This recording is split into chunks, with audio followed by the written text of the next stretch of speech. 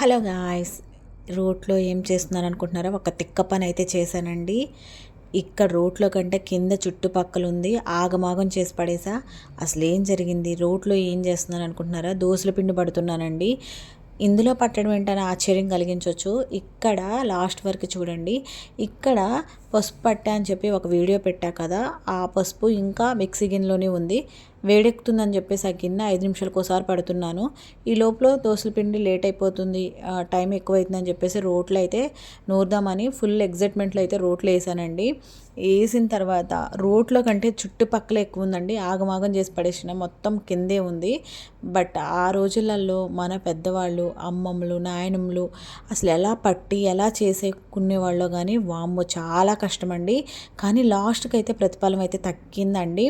నూరంగా చాలా మెత్తగా అయితే వచ్చింది. దోశలు కూడా చాలా టేస్టీగా ఉన్నాయి. మీకు ఇలాంటి ఎక్స్పీరియన్స్ ఉందా?